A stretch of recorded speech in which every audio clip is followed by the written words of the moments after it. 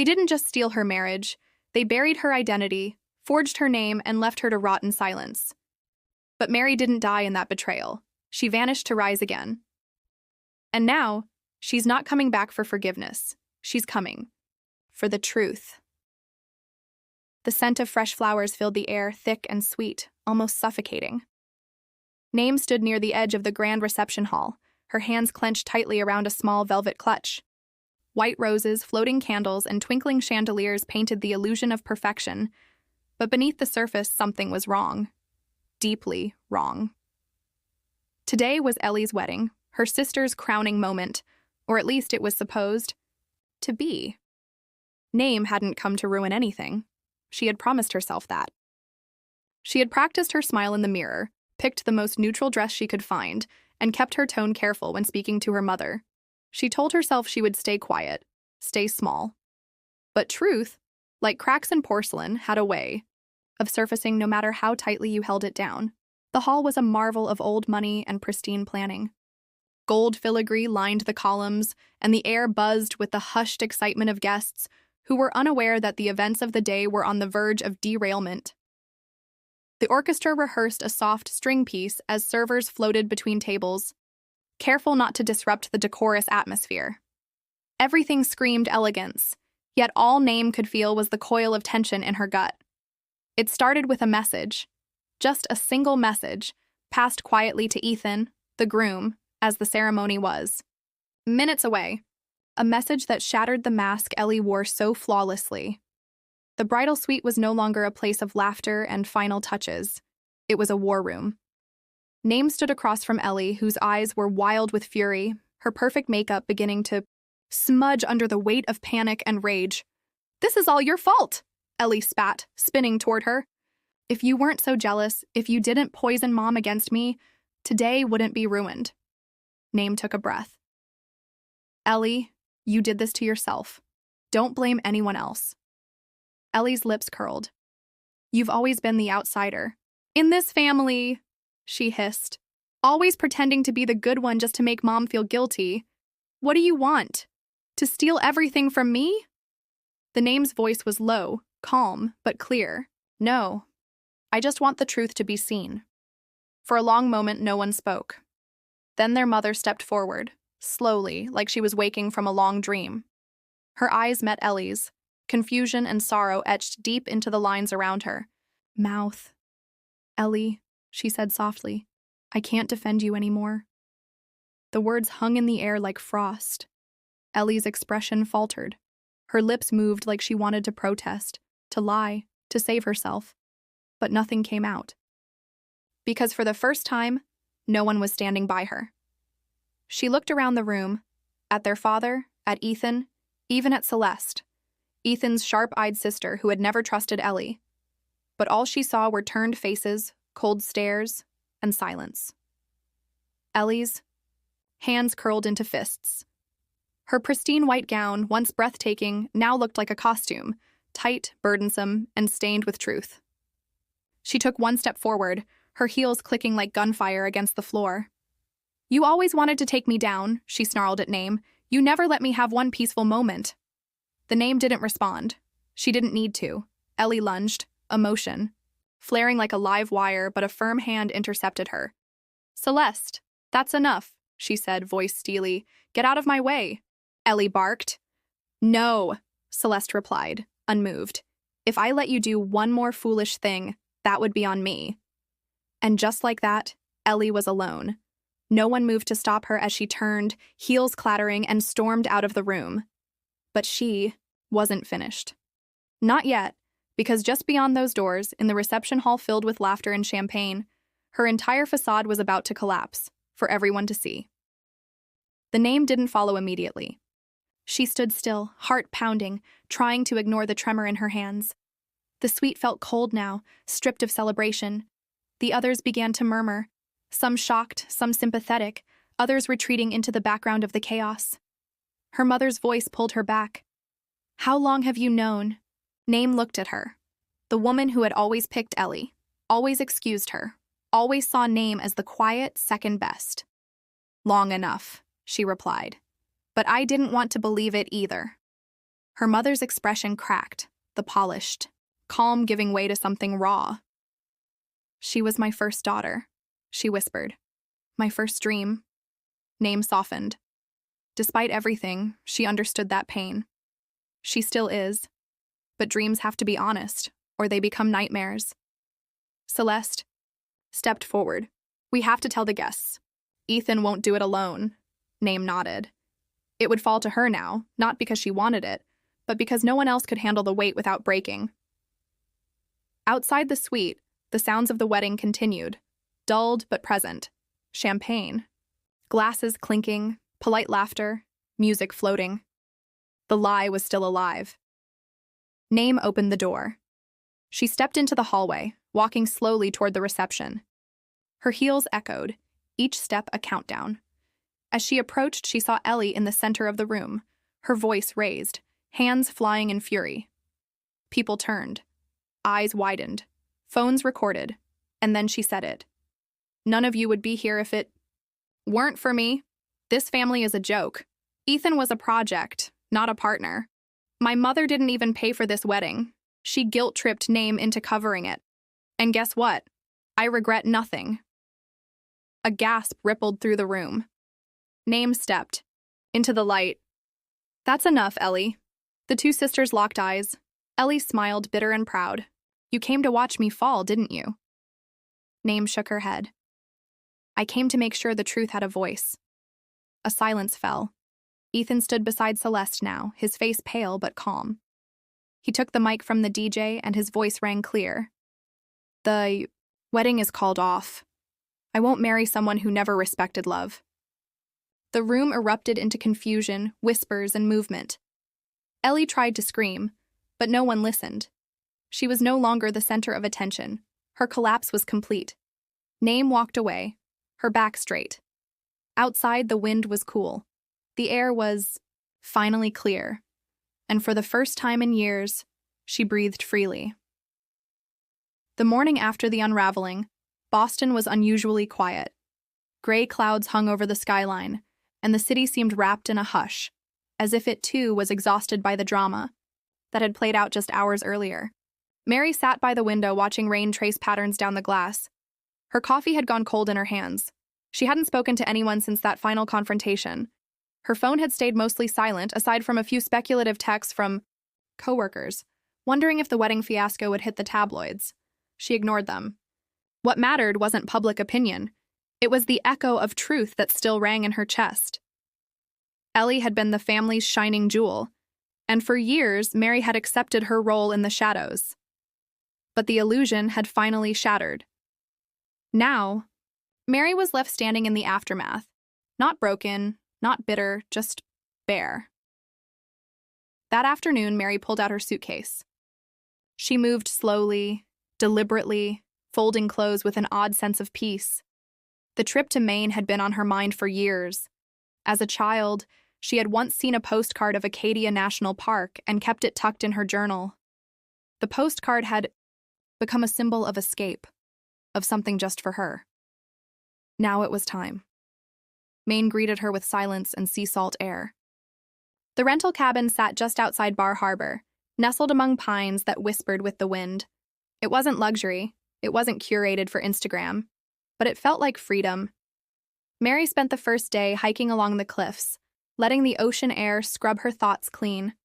Each step forward was a quiet rebellion against the years she had spent minimizing herself to maintain the family's fragile balance. That evening, she sat on the porch with a cup of tea, wrapped in a sweater, her hair still damp from a sudden rainfall. She scrolled through her phone, not to check messages, but to delete them.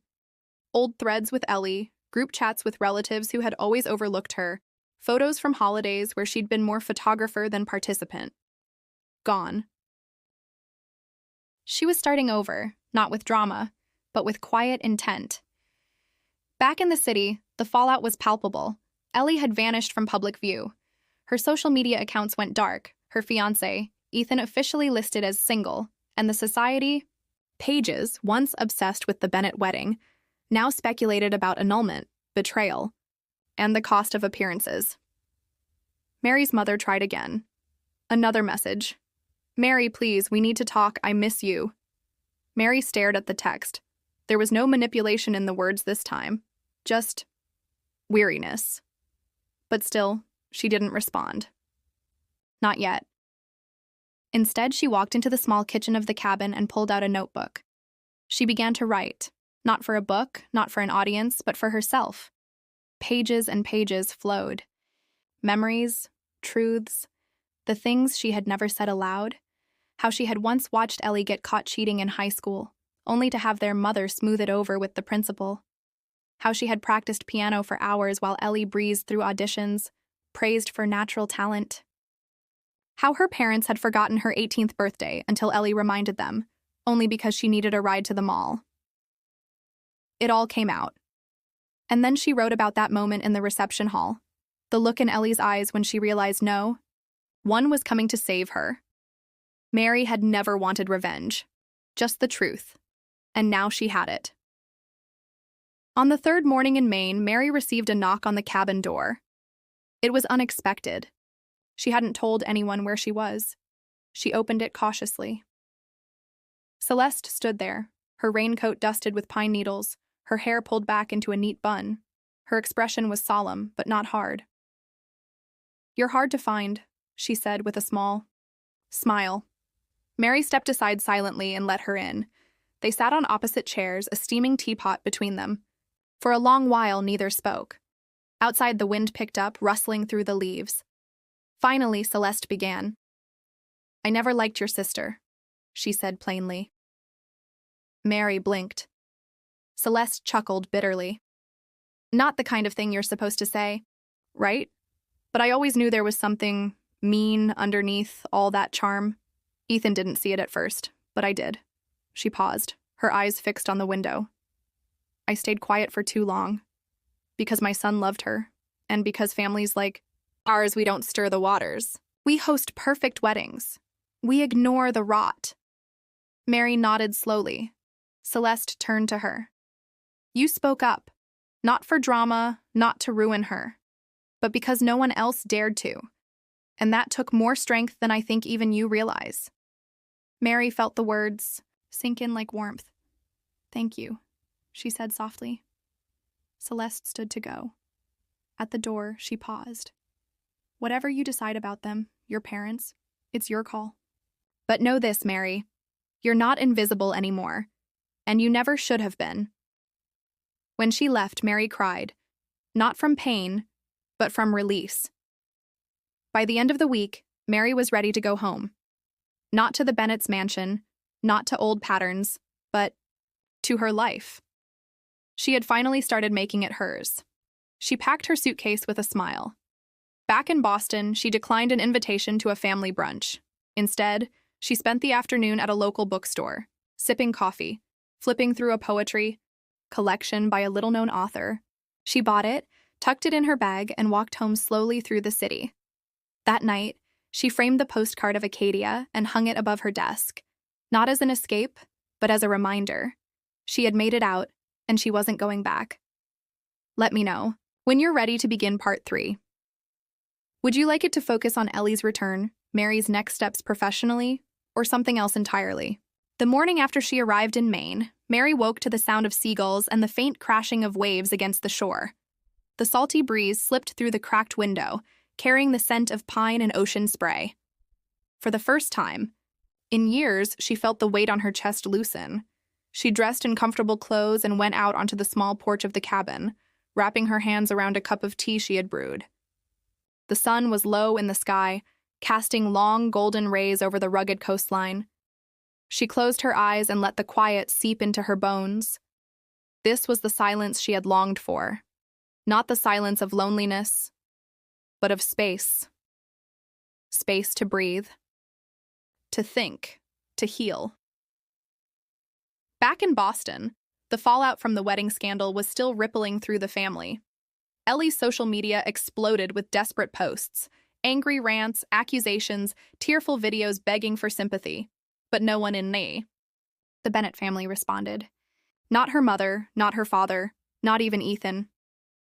Ellie's carefully constructed world was crumbling. Her mother, Celeste, retreated into herself, plagued by guilt and regret. Though she had stood firmly against Ellie that day, the years of denial and enabling weighed heavily. Behind closed doors, the once imposing woman broke down, haunted by the truth she had ignored for so long. At the same time, Ethan threw himself into work, avoiding the chaos altogether. The annulment was finalized quietly, no press releases, no public drama, just an ending. Mary, meanwhile, began her residency program with a mixture of nervousness and excitement. The Maine Historical Society welcomed her warmly, offering her a small studio space overlooking the water and access to archives and research materials. Her project was personal, a history of women in her family line, uncovering stories long buried beneath silence and secrecy. She hoped this work would help her understand herself and break cycles of pain. One afternoon, as Mary sifted through old letters and diaries donated by local families, she found a journal that caught her attention. The leather-bound book belonged to a woman named Elizabeth Bennet, a distant ancestor who had lived in Maine during the early 1900s. Elizabeth's entries were filled with struggles and triumphs, battles with societal expectations and personal demons. But most of all, they spoke of resilience. Mary felt a kinship with Elizabeth, as if the past was reaching out to guide her forward. The quiet in Maine was interrupted one evening by a message from Ellie. "Mary, please, I need to talk. I'm sorry. I was wrong. Can we meet?" Mary stared at the screen, conflicted. Part of her wanted to ignore the message, to keep her peace intact. But another part, the part that had once longed for family and connection, felt a flicker of compassion. After a long pause, she replied, "Meet me at the Harbor Cafe tomorrow at noon." The next day, Mary arrived early, the salty breeze tugging at her hair. The Harbor Cafe was a cozy spot on the pier, filled with the smell of fresh coffee and baked bread. She ordered a black coffee and sat by the window, watching the boats sway gently in the harbor. Ellie arrived late, her face pale and eyes rimmed with exhaustion. She looked smaller somehow, the confidence and fire replaced by vulnerability. Mary waited quietly, letting Ellie find the words. "I'm sorry, Mary," Ellie began, voice trembling. "I was blinded by jealousy, anger. I lost myself, and I hurt you. I hurt everyone." Mary nodded, searching Ellie's face for the sister she once thought she knew. "It wasn't just about today," Ellie continued. "It was years of feeling like I had to fight for attention, for love, for a place in this family. But I see now, I was trying to control everything because I was scared." Tears welled in Ellie's eyes. "Can you forgive me?" Mary's heart ached, but she also knew forgiveness was a journey, not a single moment. "I don't know if I'm ready to forgive everything yet," Mary said honestly, "but I'm willing to start." Ellie looked relieved, hope flickering. As the weeks passed, Mary and Ellie tentatively rebuilt a fragile connection. They shared late-night talks, memories, and even some laughter. But Mary kept her boundaries firm, protecting herself from falling back into old patterns. Meanwhile, Mary's work flourished. The history of her ancestors revealed not just pain, but strength, women who faced hardships with courage and forged their paths. Inspired, Mary began writing a memoir, intertwining her family's past with her own story. It was cathartic, empowering, a way to reclaim her voice. One evening, as Mary walked along the rocky beach, her phone rang. It was her father. "Mary," he said softly, "I've been thinking. Maybe it's time we try to rebuild something, even if it's just small steps." Mary hesitated, then smiled. "I'm ready to try, Dad. But this time, on my terms." The line went quiet for a moment before he whispered, "Thank you." As Mary looked out over the ocean, she felt something she hadn't in a long time. Hope. She wasn't just surviving anymore. She was living. And for the first time, the future felt like hers to write. The salty tang of the ocean breeze filled Mary's lungs as she stepped off the bus in the small coastal town of Rockport, Maine. The early morning sun was just beginning to lift over the rocky shoreline, scattering glints of gold across the water's restless surface. She wrapped her coat tighter around her, both against the chill and the fluttering nerves in her stomach. This was a world away from the sterile halls and polished chandeliers of her family's mansion, from the suffocating expectations and endless battles. Here, the air was crisp and the people were strangers. For the first time in years, Mary felt the faintest pulse of possibility. Her rented apartment was a modest studio overlooking the harbor, a little too small to be fancy, but perfect for starting fresh. There were no whispers, no judgments, no histories tied to every corner. Only silence, and the quiet promise of a blank page. The first days were a blur of unpacking, wandering, and settling in.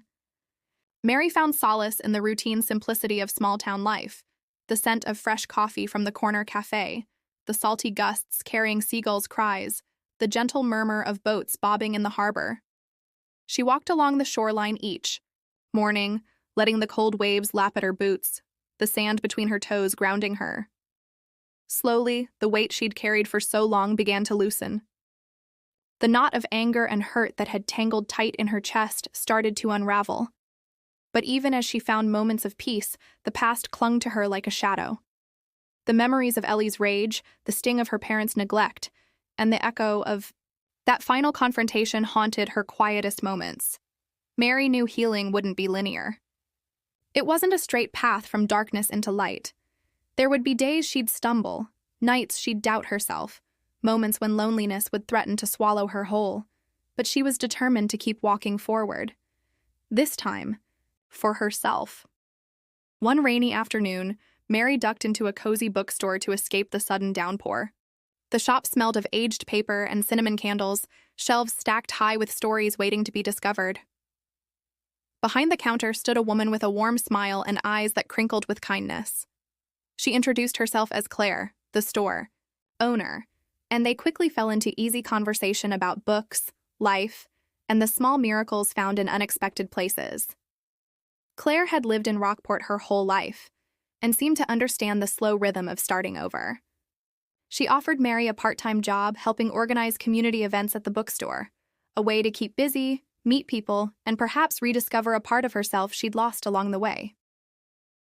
That evening, as Mary locked up the shop, she realized she hadn't felt this hopeful in a long time, but freedom didn't mean the past had forgotten her.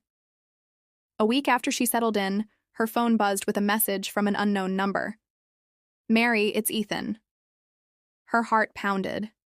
She hadn't expected to hear from him again, not after the annulment and all that had happened. Ethan's message was simple, tentative. "I'm sorry for how things ended. I hope you're okay." Mary stared at the screen, her mind racing. Could she trust him? Did she want to? She didn't reply immediately. Instead, she let the silence stretch, weighing what closure might look like, if she even wanted it at. All days turned into weeks. Mary grew into her new life, teaching a few hours at the local community college, writing late into the night, and volunteering at the bookstore. The more she gave to herself, the more the walls around her heart softened. The girl who had once hid behind shadows was slowly reclaiming her voice. She started journaling again, pouring raw thoughts onto paper. She allowed herself to dream. Not the fairy tale dreams her family had forced on her, but real dreams rooted in who she was and what she wanted. It wasn't easy. She still felt the sting of rejection and betrayal. But with every breath of fresh Maine air, she learned to trust that she could be enough on her own. Despite the distance, news of Ellie still crept through the cracks. Social media posts, whispered gossip from mutual acquaintances, hints of Ellie's unraveling. One evening, Mary scrolled through a local online forum and saw a post. "Ellie Bennett has left the city. Rumors say her life is falling apart. No one's heard from her since the wedding debacle." For a moment, a flicker of old resentment flared. But then Mary shook it off. Ellie's story was no longer hers to carry. If Ellie was falling, it wasn't Mary's burden to catch her. As autumn deepened, Mary stood on the cliffside overlooking the ocean. The wind tangled her hair, and the horizon stretched endlessly and invitingly. She pulled out her journal and wrote a single line. "I am not defined by their stories. I am the author of my own." She smiled, feeling the solid truth of it settle inside her. The road ahead was uncertain, full of unknowns and challenges. But Mary was ready. Not because she had all the answers. Not because the past had vanished, but because she had finally chosen herself. And that was everything.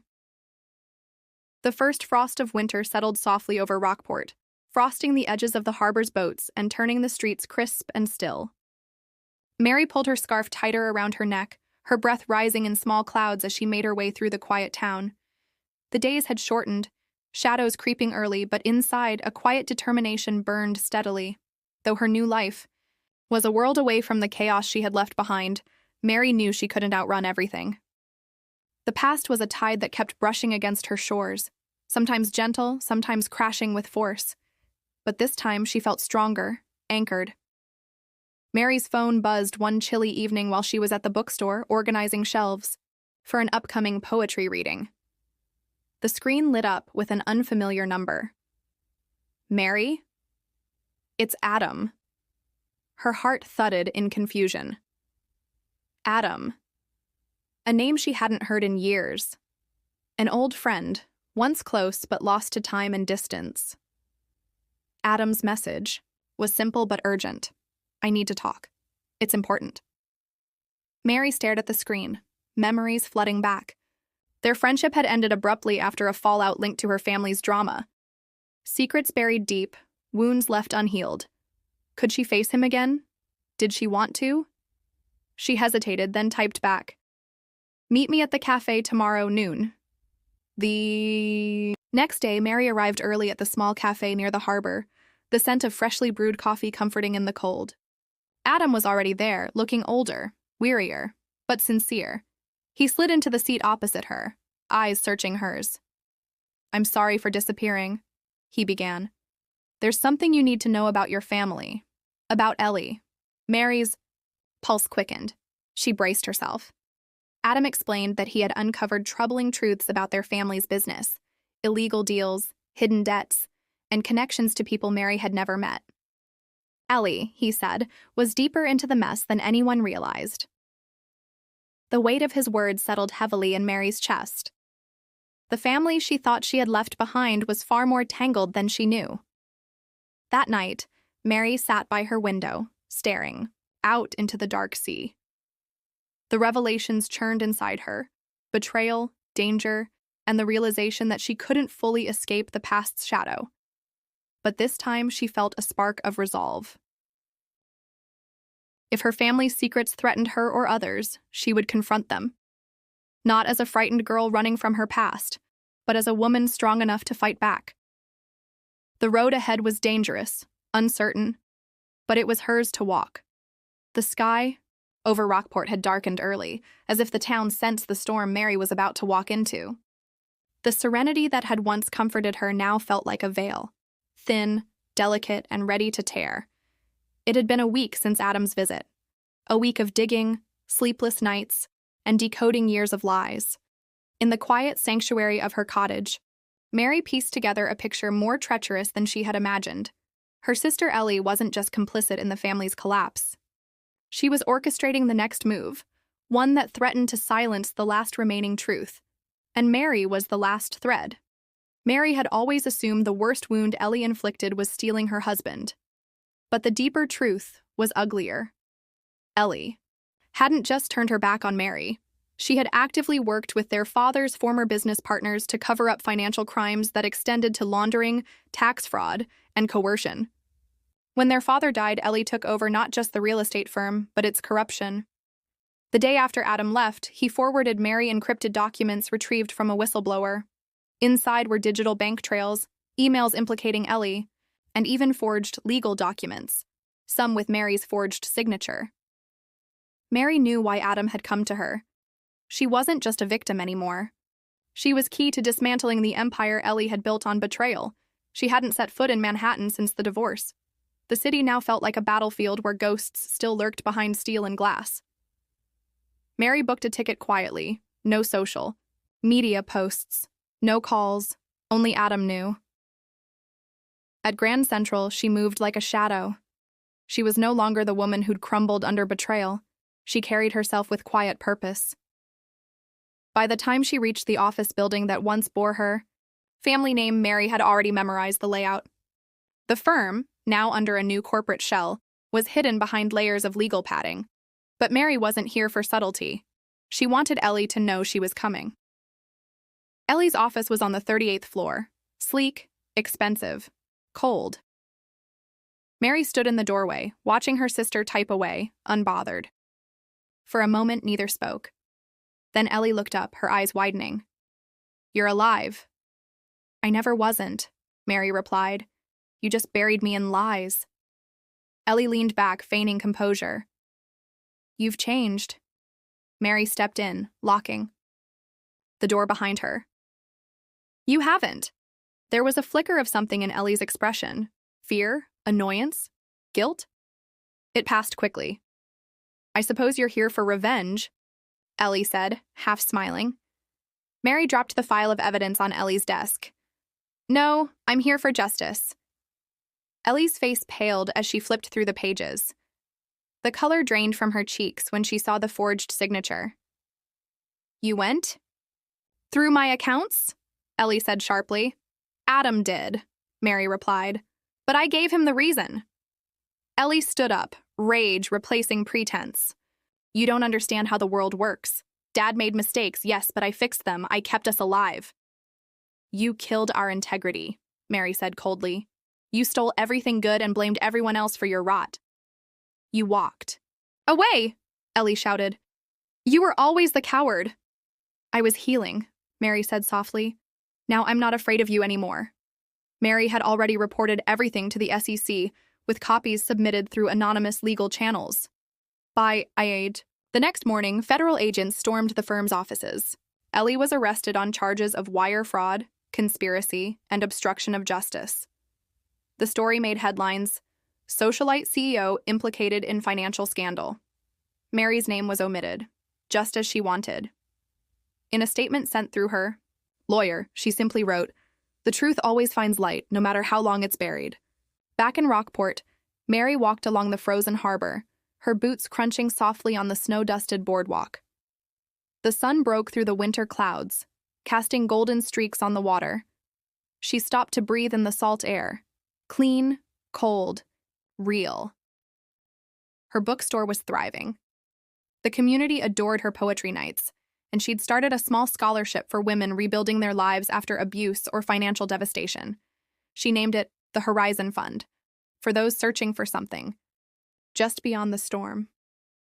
Mary sat at her writing desk one night, watching the flames flicker in the fireplace. She opened her journal and wrote a letter she would never send. "Dear Ellie, I don't hate you anymore. That was the hardest thing to admit. You broke me in ways I can't explain, but I've rebuilt. I found strength in the silence you left.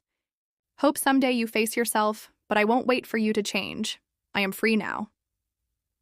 Mary, she closed the journal, smiling faintly.